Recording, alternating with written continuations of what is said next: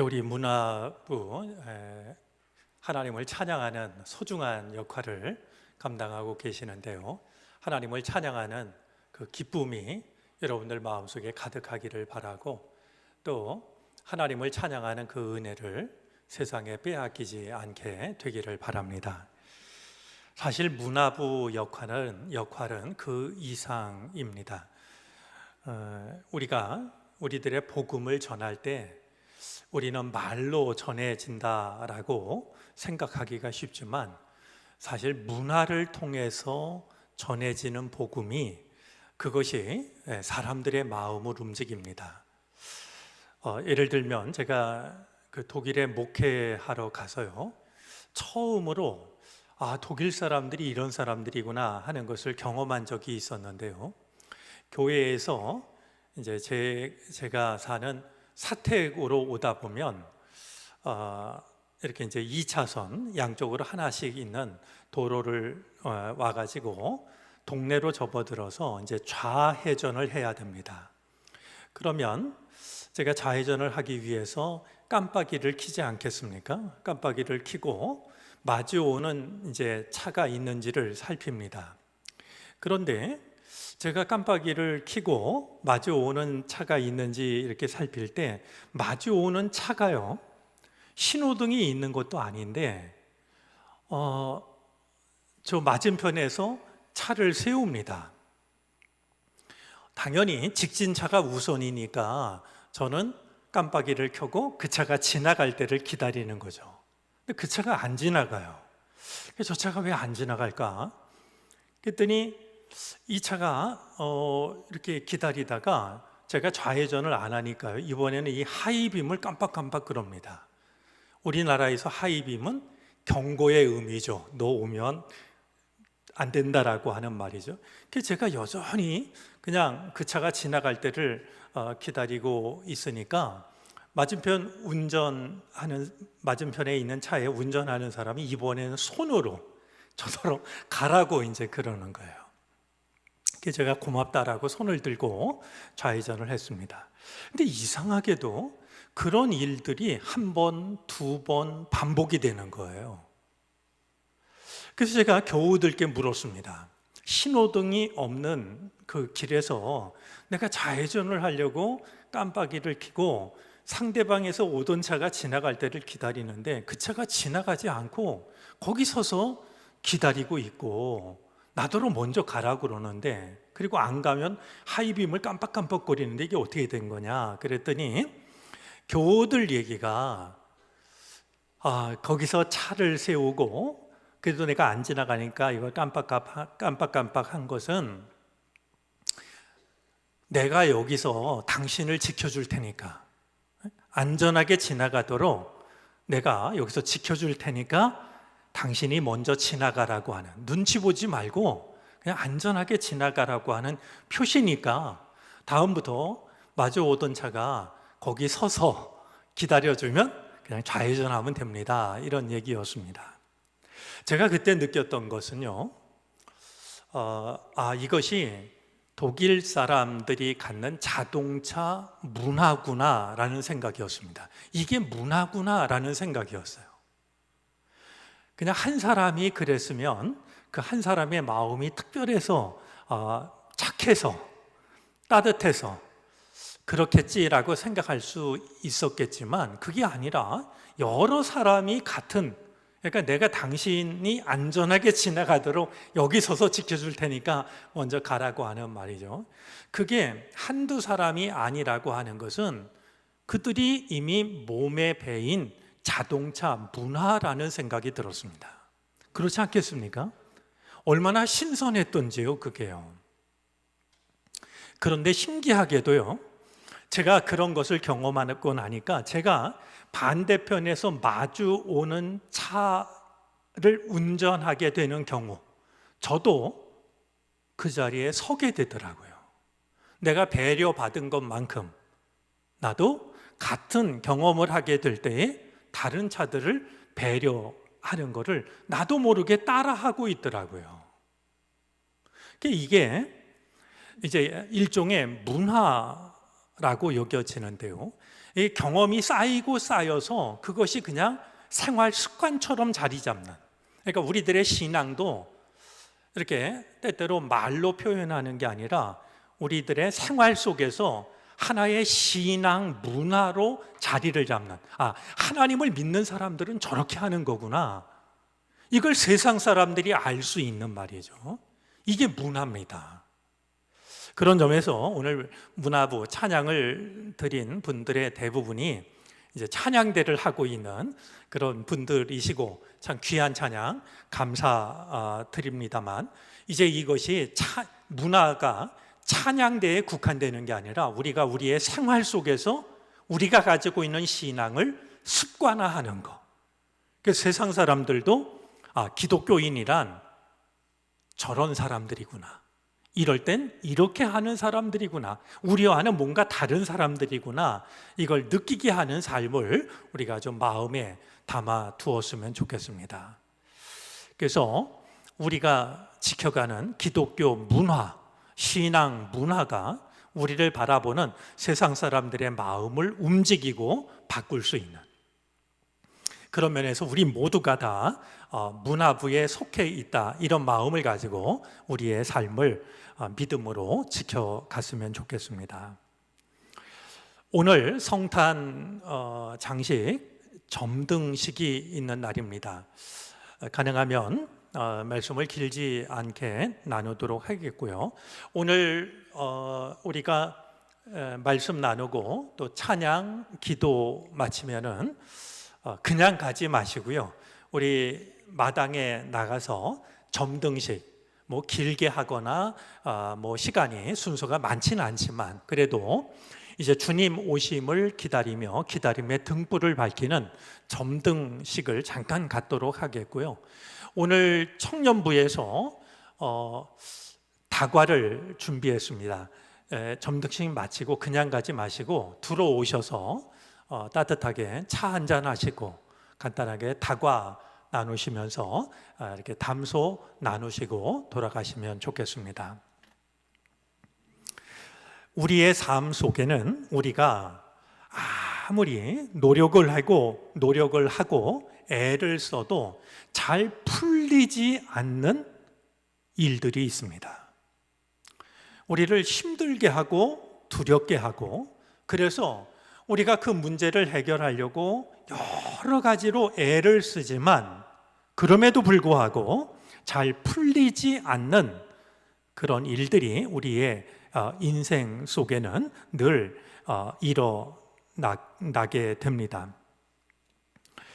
이제 우리가 흔히 후회, 반성, 성찰 이런 말을 쓰지만은요, 사실 뜻은 비슷합니다. 후회, 반성, 성찰. 후회라는 말은 이전의 잘못을 깨닫고 뉘우친다라는 뜻이고요. 반성은 자기 언행에 대해 잘못이나 부족함이 없는지를 돌이켜본다라는 뜻이고, 성찰이라는 말은 자신의 일을 반성하며 깊이 살핀다라는 뜻이니까 의미로 보자면 후회나 반성이나 성찰은 다 비슷비슷한 의미를 가지고 있습니다. 그런데 사실은 그 어감으로 보자면요, 성찰이라는 말은 조금 다르게 다가옵니다. 왜냐하면 이 성찰이라는 말은 살필 성에 살필 찰자를 쓰고 있습니다. 그런 점에서 이 성찰이라고 하는 말의 뜻은 내가 뭘 잘못했는지를 반성하고 후회하는, 이걸 지나서 내가 뭔가를 잘못했는지를 살피고 또 살피는 것. 뭐가 잘못된 걸까? 그래서 그냥 잘못한 것을 후회하고 뉘우치고 단순한 이런 것이 아니라 내가 뭘 잘못했는지를 이걸 살피고 또 살펴보는 것, 이것이 성찰이라는 말이 가지고 있는 의미가 될 겁니다.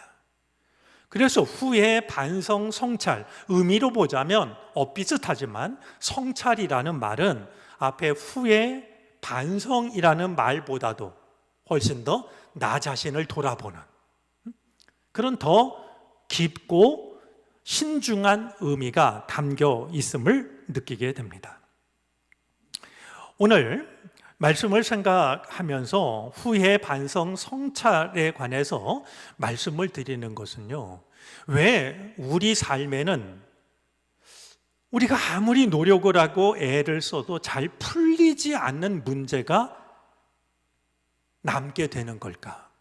이것에 대해서 우리가 좀 성찰을 해보고 싶기 때문입니다.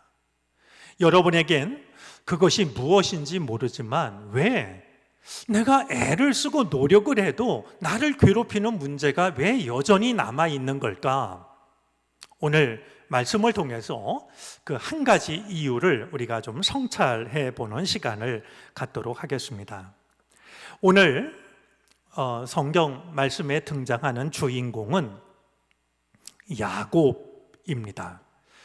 우리가 야곱을 너무나 잘 알고 있는데요, 뜻밖에도 이 야곱이라는 이름은 우리말 개역 성경에 모두 365번이 등장합니다. 그러니까 야곱이라는 이름이 365회 등장을 할 만큼 말이죠. 이렇게 성경에 여러 번 언급이 되고 있는 자입니다. 우리는 이 야곱이 출생할 때 어떤 일이 있었는지를 잘 알고 있습니다. 그래서 그에게 주어졌던 이름이 야곱이 되었는데요, 이 야곱이라는 이름은 뒤를 쫓는 자 혹은 발 뒤꿈치를 붙잡는 자라는 뜻입니다. 어머니 태중에서 쌍둥이가 말이죠, 서로 먼저 나오려고 경쟁을 하는데 말이죠, 야곱이 첫 번째 나오는 그 자리를 빼앗기게 됩니다. 이것이 태중에서부터 억울했을까요? 이 야곱이 말이죠, 자기보다 먼저 태어나는 형의 발 뒤꿈치를 붙잡고 나왔다는 거예요. 얼마나 지기 싫었으면, 얼마나 앞서고 싶었으면 말이죠. 그래서 태어나자마자 그에게 주어진 이름이 뒤를 쫓는 자, 아니면 발 뒤꿈치를 붙잡는 자, 이런 의미가 있는 야곱이라는 이름을 갖게 됩니다. 이상하죠? 이름은 그의 존재를 드러냅니다. 이 야곱은 태어날 때 형의 발 뒤꿈치를 붙잡고 태어났을 뿐만이 아니라, 그래서 야곱이란 이름만 얻은 것이 아니라 그의 이어지는 삶을 보면 그야말로 자기 이름대로 살아갑니다. 형 에서와 있었던 잊을 수 없는 두 가지 사건이 있습니다.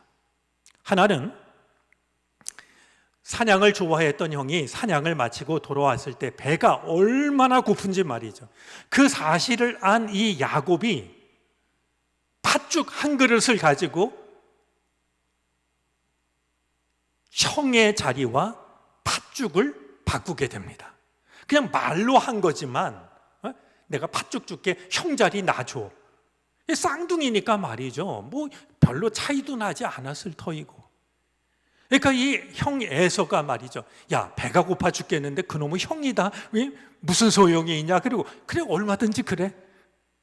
그리고서 이 에서는요, 팥죽 배고픈데 팥죽 한 그릇을 얻어먹는 조건으로 형 자리를 그냥 동생에게 말로 넘겨주는 이런 일이 있었어요.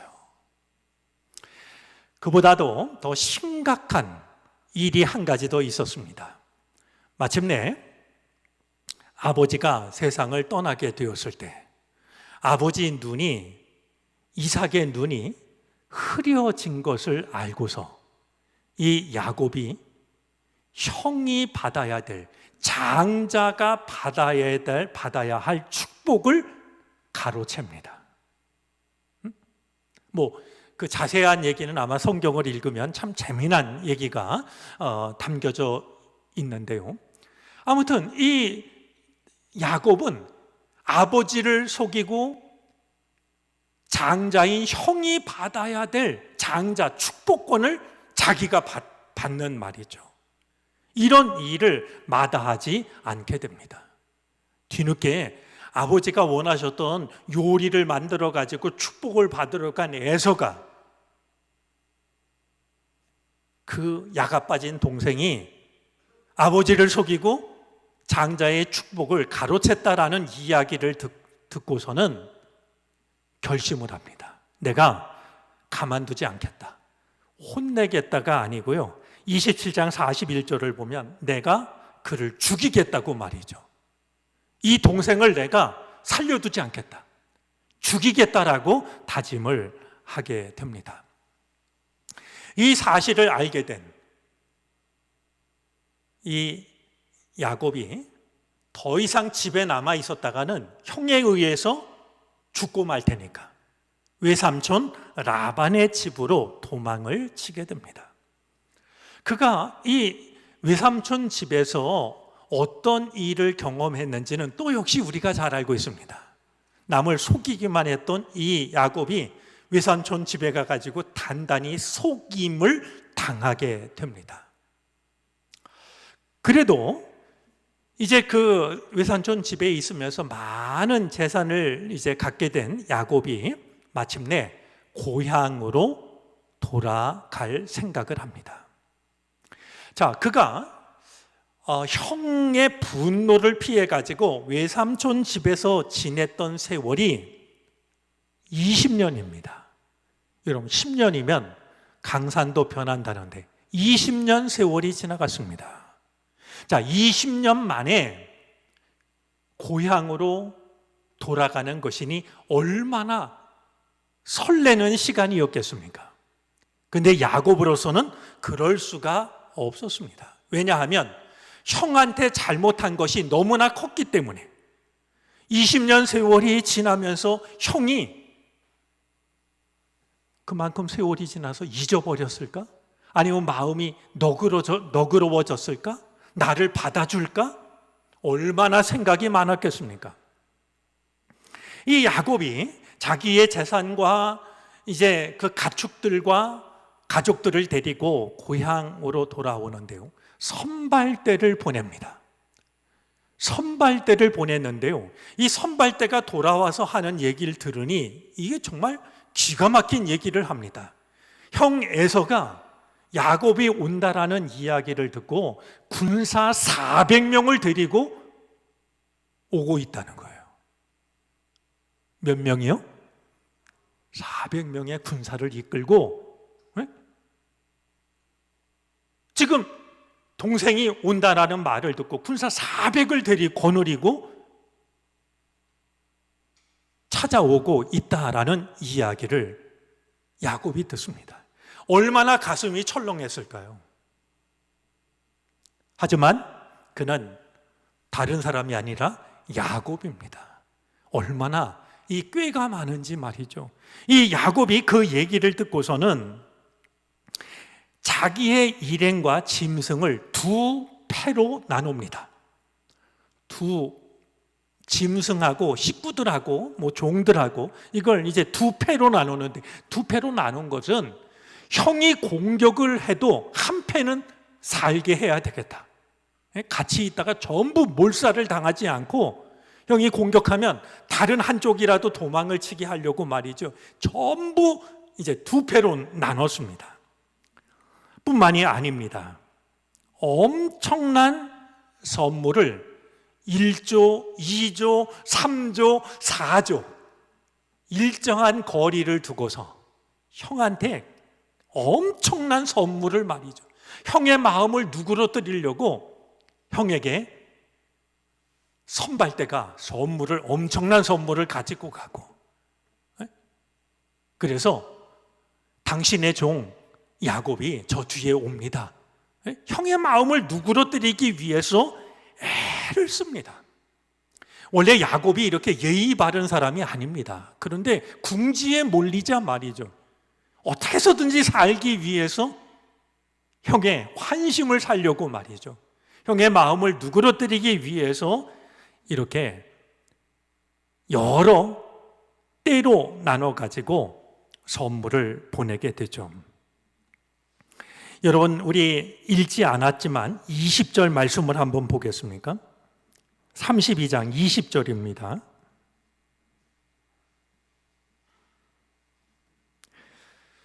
우리 한번 같이 읽어보겠습니다. 또 너희는 말하기를 주의 종 야곱이 우리 뒤에 있다 하라 하니 이는 야곱이 말하기를 내가 내 앞에 보내는 예물로 형의 감정을 푼 후에 대면하면 형이 혹시 나를 받아주리라 함이었더라. 자, 여기서 대면이라는 말이 나오는데요, 이 대면이라는 말은 얼굴을 마주하다라는 뜻 아니겠습니까? 여기서 말하는 이 대면하다라는 말은요, 낮은 사람이, 비천한 사람이 높은 사람을 만나게 될 때 갖는 굴종의 자세입니다. 그러니까 지금 야곱이 말이죠, 한껏 자기를 낮추는 거예요. 선물 공세를 펴면서 마치 종이 상전을 바라보듯이 말이죠. 지금 야곱이 에서를, 형을 대하는 마음이 이런 마음이라고 하는 것을 여러 차례에 걸쳐서 형한테 전달을 하는 겁니다.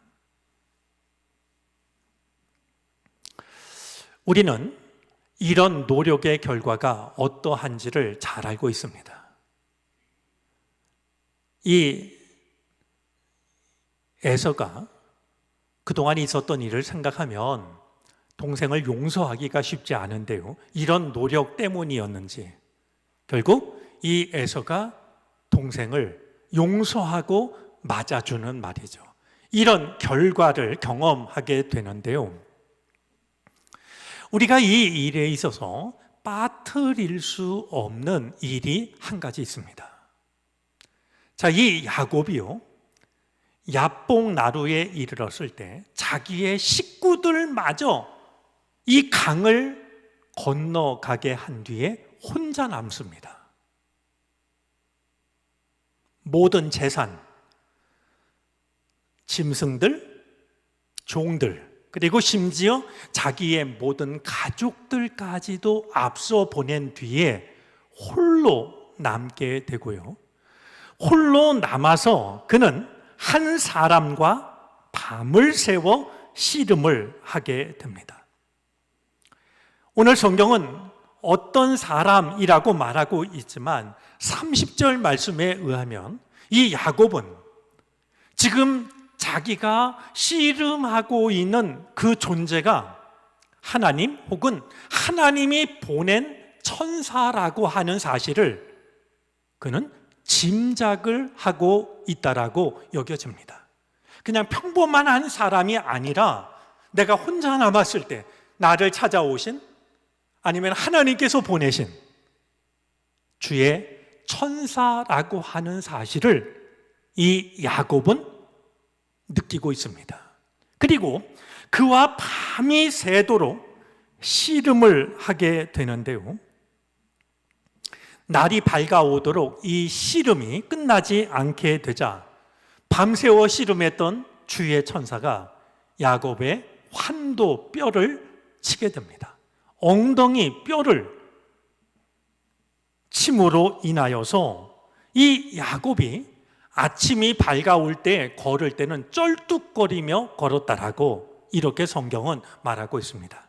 여러분, 쩔뚝거리며 걸었다라는 말은 걷는 게 불편해졌다라는 이런 뜻보다는요, 내 마음대로 살아오던 야곱의 삶이 달라지게 되었다는 말이죠. 그동안은 내가 마음 먹은 대로 모든 일을 다 해왔지만 이 야복나루에서 밤새도록 씨름한 그 일을 통해서 이제는 쩔뚝거리며 걷는 말이죠. 삶의 태도와 방식이 달라졌다라고 하는 것을 생각하게 됩니다.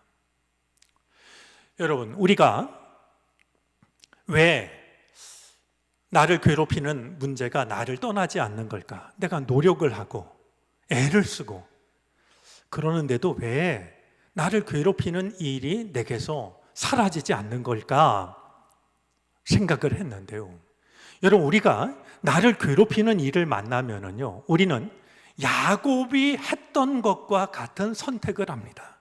어떻게 하면 이 문제를 풀 수 있을까? 그래서 선발대를 보내가지고 형편과 사정을 알아보게 하기도 하고요, 형이 군사 400명을 데리고 온다고 그러니까 이제 선물을 준비해 가지고요, 한 번에 갖다 주고 끝나는 게 아니라 형의 마음을 녹이고 또 녹이고 또 녹이고 또 녹이기 위해서 몇 번이나 자기의 사람을 선물을 보내기도 하고요, 말 한마디를 하더라도 나는 상전을 바라보는 종과 다를 것이 없다고 자기를 한없이 낮추기도 하고 말이죠, 애를 씁니다. 그런데 이 야곱의 모든 노력이 이 문제를 풀었던 것이 아니었습니다. 오늘 성경 말씀에 의하면 형과 쉽게 풀 수 없었던 이 문제를 풀게 했던 것은 야곱이 끝까지 짜냈던 꾀가 아니고요, 야곱의 생각이 아니고요, 야곱의 계략이 아니었고요, 야곱이 오늘 성경 본문을 통해서 보여주는 밤새도록 하나님과 씨름했던 시간이었습니다. 저는 오늘 이 말씀을 통해서 우리가 한 가지를 돌아보았으면 좋겠습니다. 왜 우리 삶의 문제가 사라지지 않는 걸까? 우리는 야곱이 했던 모든 노력을 기울이고 있는 것에서 끝나고 있는 것인지도 모릅니다. 밤새워 하나님과 씨름했던 그것이 빠져 있기 때문에 야곱이 했던 것과 같이 그 많은 노력, 굉장히 효과적인 일들, 선택, 멋진 아이디어, 그것이 우리 삶의 문제를 해결할 수 있을 거라고 생각을 하고 우리가 할 수 있는 방법을 찾아내지만 그것이 우리 삶의 문제를 해결할 수 있는 것이 아니라는 사실을 오늘 성경은 돌아보게 합니다. 여전히 우리를 괴롭히는 삶의 문제가 남아있는 것은 어쩌면 우리가 야뽕나루를 너무 쉽게 지나쳤기 때문인지도 모릅니다.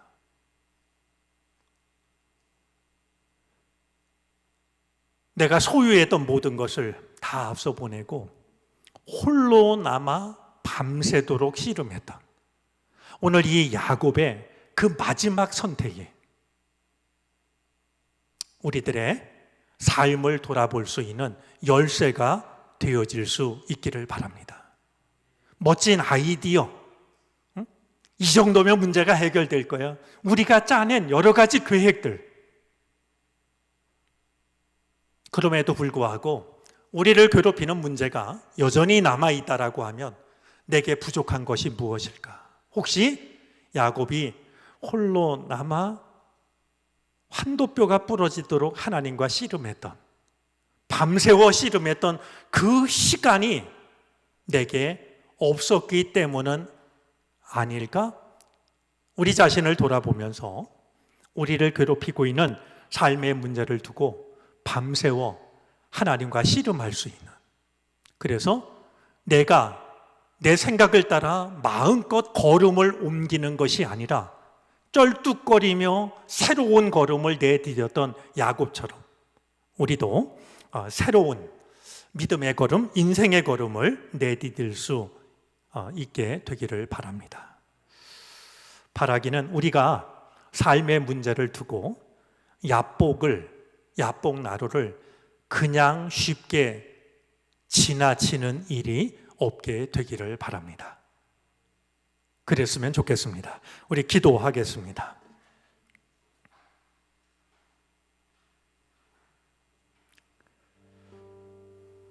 우리의 삶을 살피고 또 살피면 아무리 애를 쓰고 노력을 해도 풀리지 않는 문제들이 있습니다. 그 문제를 풀기 위해 우리는 우리가 할 수 있는 모든 생각과 방법을 동원하지만 여전히 우리 곁을 떠나지 않는 삶의 문제들이 있습니다. 오늘 야곱을 통하여 야뽕나루를 다시 한번 생각합니다. 주여, 우리로 하여금 야뽕나루를 그냥 지나치지 않게 해 주옵소서. 밤새워 하나님과 씨름하며 하나님께 매달렸던 야곱의 믿음을 우리도 배울 수 있게 해 주시옵소서. 그리하여 그냥 지나치지 않은 야복나루로 인하여서 새로운 아침을 맞이하게 하여 주시옵시고, 지금까지 걸어왔던 걸음과는 전혀 다른 걸음으로 새로운 걸음을 시작하게 해 주시옵소서. 대림절을 앞두고 우리가 점등식을 갖고자 합니다. 주님, 세상의 빛으로 오신 주님을 우리 마음속에 모심으로 우리 또한 세상의 빛이 되게 해 주옵소서. 이 밤 주님이 영광 홀로 받으시기를 간절히 바라고 원하며 예수 그리스도의 이름으로 기도를 드립니다. 아멘.